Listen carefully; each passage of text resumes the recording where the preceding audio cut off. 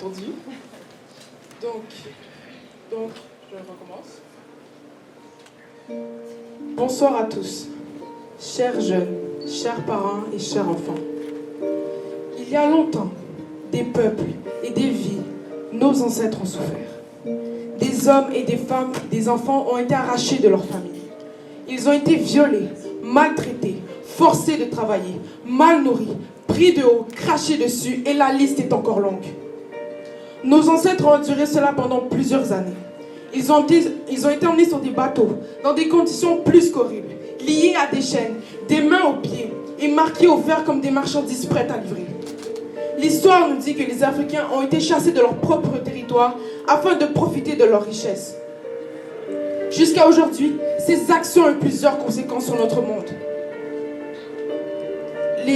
Ils pouvaient en faire ce qu'ils en voulaient, leur faire du mal, sans se soucier de leur personne et de leurs émotions.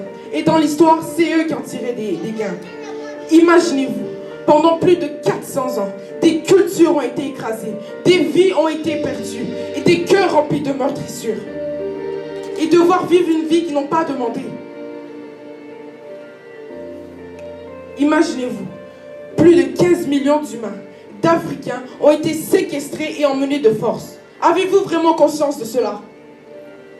Imaginez être enfermé sur un bateau, incapable de bouger, manquer d'air, entendre les pleurs et les soupirs des autres personnes qui appellent à l'aide, remplis de désespoir. Voir ses frères et sœurs essayer de se jeter par-dessus bord, car à quoi bon rester si à la fin tout le monde meurt? Comment réagir? Comment comprendre face à cette situation? Impossible de te défendre ou de te débattre, car à la fin c'est la mort sinon. Rabaisser, limiter, leur faisant croire qu'ils n'étaient rien, qu'ils ne valaient rien, simplement à cause d'une couleur. Une couleur. Se faire regarder de haut en bas partout où ils passent. Essayez de vous mettre un peu à leur place. On t'arrache de ta famille. Des hommes te déshabillent et tu vacilles. On t'enchaîne et ce sentiment d'âme en peine. On t'enchaîne. Très loin de tous ceux que tu aimes. Les larmes coulent. Tout s'écroule. Assis sur le sol humide d'un bateau. Au milieu de tout ce chaos. Sans savoir la direction. Ni la destination. C'est quoi cette abomination? Les cris retentissent.